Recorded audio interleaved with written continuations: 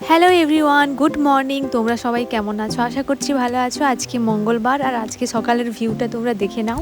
আজকে সকাল থেকে সারাদিনের টুকটাক কিছু কিছু ক্লিপস নেওয়া হয়েছিল, যদিও সব ক্লিপস নিতে পারিনি, তবুও ভাবলাম কেন গ্যালারিতে রাখবো, এটা শেয়ার করে দিই তোমাদের সাথে। তো চলো, সকালে উঠেই ব্রাশ করে আমি খেয়ে নিলাম এক গ্লাস শরবত। আর এখানে বসে বসে শরবত খেতে খেতে দেখছি যে আমাদের পাড়ার দুটো পুচকি মেয়ে, এরা সকাল সকাল সাইকেল নিয়ে বেরিয়ে পড়েছে। এখন বাজে 9:30 মতো, আর আমি এখন আমার রুমে এই সমস্ত পোশাকপত্র ভাঁজ করে নিচ্ছি। চারপাশে অগোছালো হয়েছিল আলনাতে আর পালকের চারপাশে, সেইগুলোই আমি এখন ভাঁজ করে নিচ্ছি। তো চলো।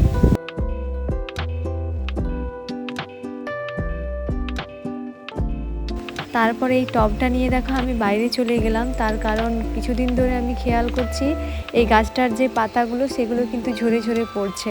তো আমি ইউটিউবে সার্চ করেছিলাম, দেখলাম জেড প্ল্যান্ট কিন্তু ফুল সানলাইট পছন্দ করে, আর একে ভেতরে রাখার জন্য কিন্তু এর পাতাগুলো সব ঝরে ঝরে যাচ্ছিল, সেই জন্য এটাকে বাইরে বের করে দিলাম। এই যে এইখানে আমাদের বাড়ির সামনেটাতে কিন্তু আমি আর ও মিলে অনেক ফুলের গাছ লাগিয়েছিলাম, কিন্তু বাড়ির কাজবাজ হওয়ার জন্য সমস্ত গাছ কেটে ফেলতে হয়েছে, আবার অনেক গাছ মরে গেছে।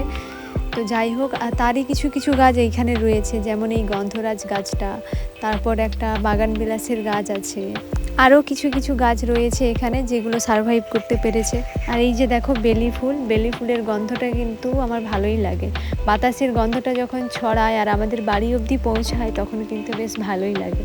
আর ওই ওপরে আছে মাধবীলতা, এই মাধবীলতার গাছগুলোতেও কিন্তু প্রচুর ফুল হয়, তবে গাছটা আমাদের বাড়ির চাল অবধি উঠে গিয়েছে আর ওপরের দিকেই কিন্তু বেশি ফুল হয়, এখন নিচের দিকে একটু কমই ফুল হয়। আর এই নিচটাতে দেখো রয়েছে একটা টগরের গাছ, আর এই টগরের গাছটাতেও কিন্তু প্রচুর ফুল হয়। আমাদের বাড়ির নিত্য পূজাতে রোজ এই ফুল তোলা হয়। আর এইদিকে একটা রঙ্গনের গাছ আছে, এই গাছগুলোর পরিচর্যা করা হয় না, যার কারণে গাছগুলো এরকম হয়ে গিয়েছে। আর এইদিকে আছে বৃন্দাবনী টগর, এটাকে আরও অনেকে অনেক নামে চেনে, তোমরা কে কি নামে এটাকে জানো কমেন্ট করে জানিও। আমাদের বাড়ির গেটের দুদিকে কিন্তু দুটো মাধবীলতা আর দুটো বৃন্দাবনী টগরের গাছ আছে।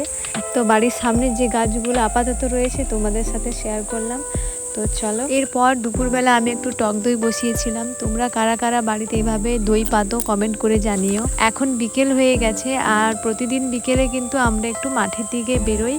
তো চলো মাঠের ভিউটা তোমাদের দেখাচ্ছি। এই বিকেলবেলা পাড়ার সবাই কিন্তু মাঠের এক সাইডে বাতাস খেতে যায়। আর এই যে পুচকিটাকে দেখো, ও যেই দেখেছে আমি ক্যামেরা অন করেছি অমনি এরকম করছে। আজকে একটু মেঘলা ওয়েদার, সেই জন্য মাঠে সেরকম লোকজন নেই, নাহলে অন্যান্য দিন কিন্তু পুরো মাঠটা ভর্তি থাকে। সামনে ছেলেরা ক্রিকেট খেলে, ফুটবল খেলে, আরও অনেকে বসে হাওয়া খায়, আর এদিকে পাড়ার সব মহিলারা এরা গল্প করে, আর বাচ্চারা একদিকে দল বেঁধে খেলাধুলো করছে। এই যে এরপর সন্ধেবেলা বাড়ি ফেরার সময় ও একটু মশলা মুড়ি এনেছিল, সেটাই এখন খাচ্ছি। আর এইদিকে হচ্ছে পরোটা আর আলু ভাজা, মা ভাজছে আর আমি কিন্তু বেলে দিয়েছি সব। এটা আমাদের আজকের সন্ধ্যের খাবার। তো পরোটা আলু ভাজা কমপ্লিট, এখন সবাই খেয়ে নেব। তোমাদের সাথে দেখা হচ্ছে নেক্সট ব্লগে। আর আজকের ব্লগটা কেমন লাগলো তোমরা কমেন্ট করে জানিও।